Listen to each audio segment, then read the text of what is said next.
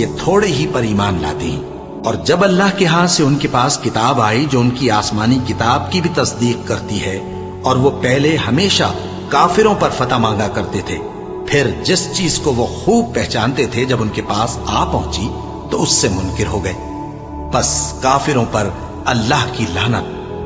جس چیز کے بدلے انہوں نے اپنے تئیں بیچ ڈالا وہ بہت بری ہے، یعنی اس جلن سے کہ اللہ اپنے بندوں میں سے جس پر چاہتا ہے اپنی مہربانی سے نازل فرماتا ہے۔ اللہ کی نازل کی ہوئی کتاب سے کفر کرنے لگے تو وہ اس کے غضب بالائے غضب میں مبتلا ہو گئے، اور کافروں کے لیے ذلیل کرنے والا عذاب ہے۔ اور جب ان سے کہا جاتا ہے کہ جو کتاب اللہ نے اب نازل فرمائی ہے اس کو مانو، تو کہتے ہیں کہ جو کتاب ہم پر پہلے نازل ہو چکی ہے ہم تو اسی کو مانتے ہیں، یعنی یہ اس کے سوا اور کتاب کو نہیں مانتے، حالانکہ وہ سراسر سچی ہے، اور جو ان کی آسمانی کتاب ہے اس کی بھی تصدیق کرتی ہے۔ ان سے کہہ دو کہ اگر تم صاحب ایمان ہوتے تو اللہ کے پیغمبروں کو پہلے ہی کیوں قتل کیا کرتے تھے؟ اور موسیٰ تمہارے پاس کھلے ہوئے معجزات لے کر آئے، پھر تم ان کے کوہ طور پر جانے کے بعد بچڑے کو معبود بنا بیٹھے، اور تم اپنے ہی حق میں ظلم کرتے تھے۔ اور جب ہم نے تم لوگوں سے پختہ عہد لیا اور کوہ طور کو تم پر اٹھا کھڑا کیا اور حکم دیا کہ جو کتاب ہم نے تم کو دی ہے اس کو زور سے پکڑو اور جو تمہیں حکم ہوتا ہے اس کو سنو، تو وہ جو تمہارے بڑے تھے کہنے لگے کہ ہم نے سن تو لیا لیکن مانتے نہیں، اور ان کے کفر کے سبب بچڑا گویا ان کے دلوں میں رچ گیا تھا۔ اے پیغمبر ان سے کہہ دو کہ اگر تم مومن ہو تو تمہارا ایمان تم کو بری بات بتاتا ہے۔ کہہ دو کہ اگر آخرت کا گھر اور لوگوں یعنی مسلمانوں کے لیے نہیں اور اللہ کے نزدیک تمہارے ہی لیے مخصوص ہے تو اگر سچے ہو تو موت کی آرزو تو کرو، اور ان اعمال کی وجہ سے جو ان کے ہاتھ آگے بھیج چکے ہیں یہ کبھی اس کی آرزو نہیں کریں گے، اور اللہ ظالموں سے خوب واقف ہے۔ اور ان کو تم اور لوگوں سے زیادہ زندگی کے حریص دیکھو گے، یہاں تک کہ مشرکوں سے بھی بڑھ کر۔ ان میں سے ہر ایک یہی خواہش کرتا ہے کہ کاش وہ 1000 برس جیتا رہے، مگر اتنی لمبی عمر اس کو مل بھی جائے تو اسے عذاب سے تو نہیں چھڑا سکتی، اور جو کام یہ کرتے ہیں اللہ ان کو دیکھ رہا ہے۔ کہہ دو کہ جو شخص جبرائیل کا دشمن ہو اس کو غصے میں مر جانا چاہیے، کیونکہ اس نے تو یہ کتاب اللہ کے حکم سے تمہارے دل پر نازل کی ہے جو پہلی کتابوں کی تصدیق کرتی ہے، اور ایمان والوں کے لیے ہدایت اور بشارت ہے۔ جو شخص اللہ کا اور اس کے فرشتوں کا اور اس کے پیغمبروں کا اور جبرائیل اور میکائیل کا دشمن ہو تو ایسے کافروں کا اللہ دشمن ہے۔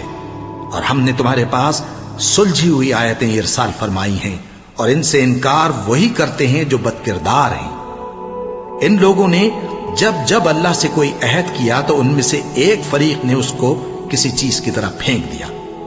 حقیقت یہ ہے کہ ان میں اکثر بے ایمان ہیں، اور جب ان کے پاس اللہ کی طرف سے پیغمبر آخر الزماں صلی اللہ علیہ وآلہ وسلم آئے اور وہ ان کی آسمانی کتاب کی تصدیق بھی کرتی ہیں، تو جن لوگوں کو کتاب دی گئی تھی ان میں سے ایک جماعت نے اللہ کی کتاب کو پیٹ پیچھے پھینک دیا، گویا وہ جانتے ہی نہیں، اور ان چیزوں کے پیچھے لگ گئے جو سلیمان کے عہد سلطنت میں شیاطین پڑھا کرتے تھے۔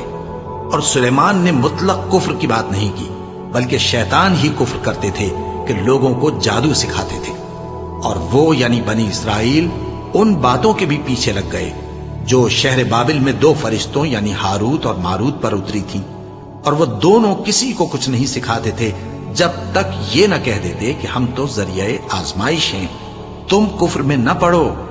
غرض لوگ ان سے وہ چیز سیکھتے جس سے میاں بیوی میں جدائی ڈال دے، اور اللہ کے حکم کے سوا وہ اس چیز سے کسی کا کچھ بھی نہیں بگاڑ سکتے تھے، اور کچھ ایسے منتر سیکھتے جو ان کو نقصان ہی پہنچاتے اور فائدہ کچھ نہ دیتے، اور وہ جانتے تھے کہ جو شخص ایسی چیزوں یعنی سحر اور منتر وغیرہ کا خریدار ہوگا اس کا آخرت میں کچھ حصہ نہیں، اور جس چیز کے عوض انہوں نے اپنی جانوں کو بیچ ڈالا وہ بری تھی، کیا اچھا ہوتا جو وہ اس بات کو جانتے۔